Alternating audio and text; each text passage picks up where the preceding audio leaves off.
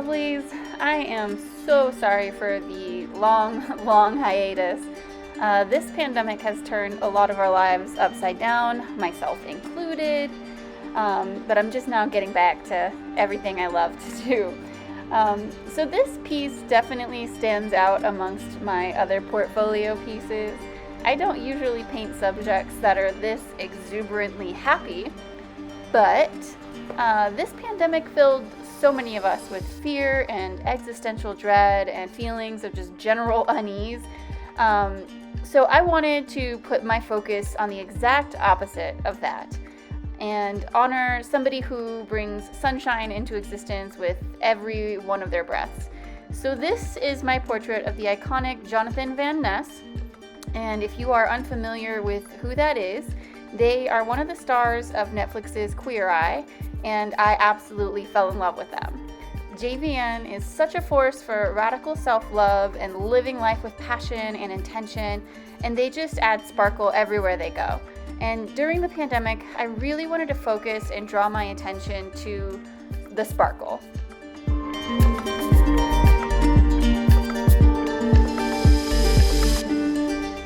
So you'll notice that I've started on a completely black surface, and I've done this a couple of times if you've been following my channel, but never for a painting this scale.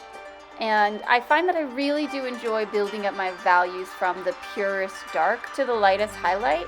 So even when I'm not painting on an all black surface, I tend to lay down my shadows first and build up from there.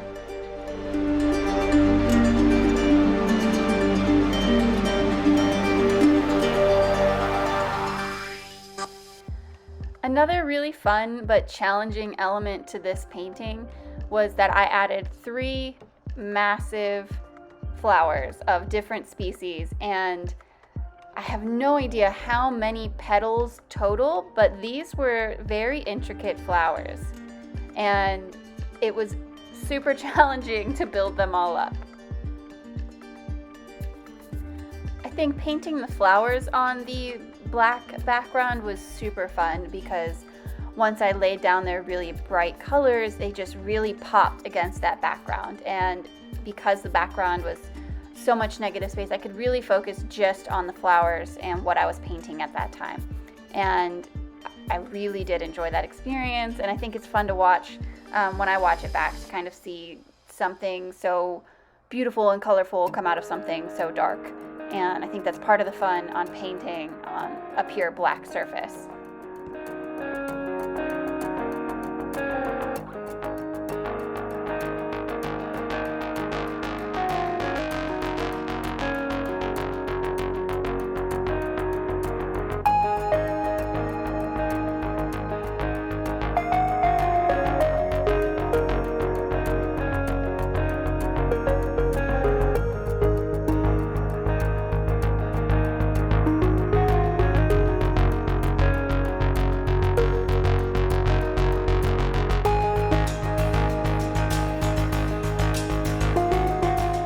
Once I got the first layer of my flowers down, I went back in to do a second layer on the skin, and I really do think layering skin tone on the black gives it a very realistic look, because when you think of skin and just the base color, you just think of the flesh tones. But when you look at somebody in real life, there's a lot that's happening behind that skin. You've got blood, you have capillaries, you have muscles, you have bones, so you have all these things that are happening behind that skin that cause shadows underneath the skin.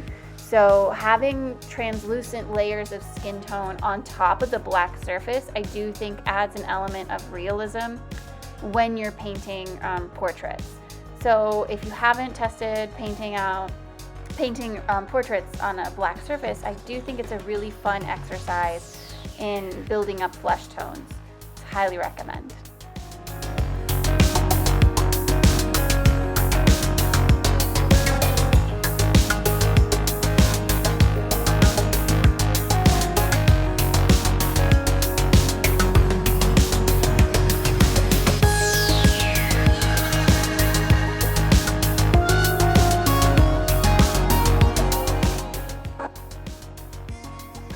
As always, I did use a reference photo. I made sure to find a picture that I thought would be a great representation, and then what I did is I took that picture, put it into Photoshop, and altered it, and found pictures for references for the flowers as well. And in Photoshop, I was able to plan out my composition before committing to the paint.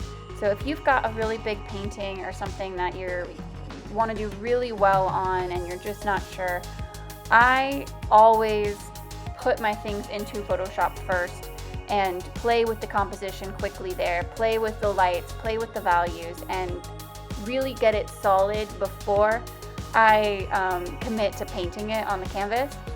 However, there is one thing I did not get right in Photoshop before painting, and we'll talk about that later when we get there.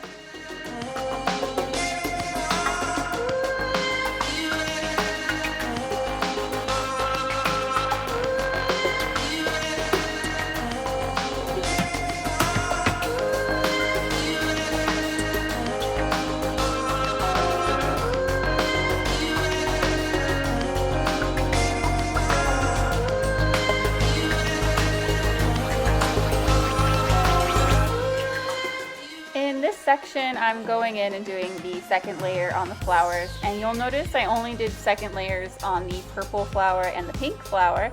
I absolutely loved the way the first layer looked on the blue flower and just wanted to leave it just like that. And I just, as a tip, or to grant other artists permission, if you like the way something looks the first time, do not feel like you have to do a second layer just because you're doing other layers on the other parts of the painting.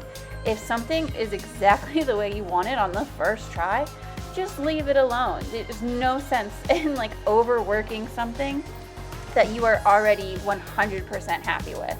So if you love something exactly how it is, just leave it alone. Do not force yourself to keep working it, because if you do that, you probably won't end up with the way you want it if you've already got it the way you want it. So I just feel like sometimes you just need somebody else to give you permission to do stuff.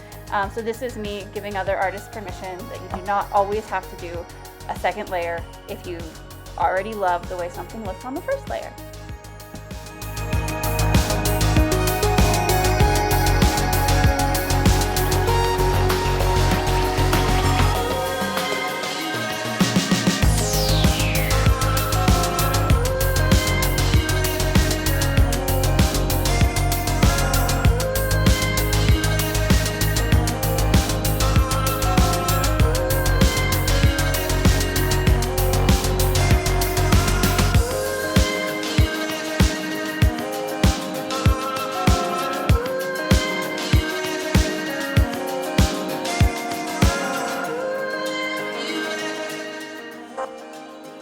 Alright, so here we are. This is the segment of my painting process that I did not plan out in Photoshop ahead of time. I kind of just felt like I would wing it. Maybe not a lot of you know this, but I actually have my bachelor's degree in fashion design, so part of me just thought, it's fine, I'll just know exactly what to paint the first time around, but it did not go that way. So I started with this first look and just could not get it to where I was happy, and decided to just completely destroy this and paint over it. And I've ended up doing that on this painting. I think I did 4 different looks on this painting. So while the last lesson I imparted was if you love something, you don't need to do a second layer, then the lesson in this one is if you do not like the way something looks, wipe it off. Like that, just like that. Wipe it off and start over. You are not stuck on the very first thing that you try. So here I started a second option and didn't like that. And then there was a third option I did not film, but if you want to see it, you can go to my Instagram, because I do think I posted all 4 options that I painted on my Instagram, and you can just swipe through them. But this is the one that I did fall in love with and ended up very, very happy that I pushed through all 4 different outfits to land on this one, because I do think this is the right choice for the lovely JVN.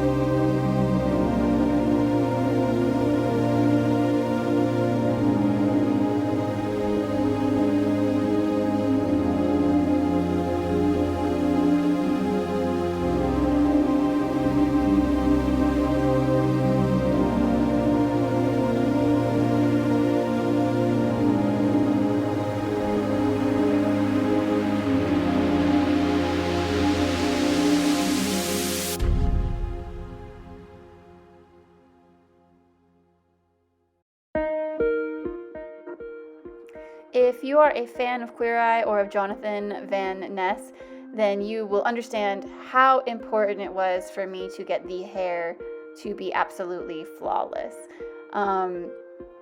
Hair is a very large part of Jonathan's specialty, so I wanted to make sure that the hair was beautiful and luscious and healthy and light catching and gorgeous. So hopefully I was able to catch all that in the painting. I think I did a pretty good job, but let me know.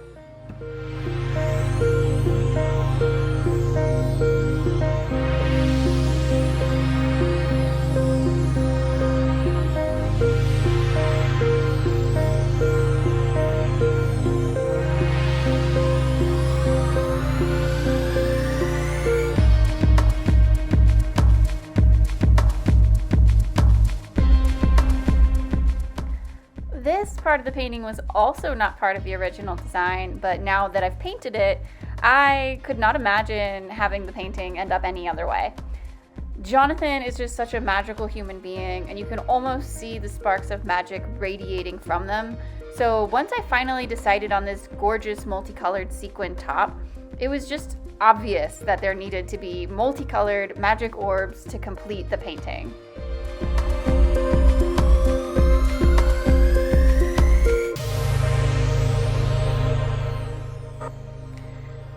So the final lesson that I learned in doing this painting was, even though you can plan your painting really well to the nth degree, sometimes your painting will take you on a journey that you weren't expecting. Sometimes you aren't planning to do gorgeous multicolored sequin tops, and sometimes it's those tops that are like, well, actually, let's add all these little bits of magic.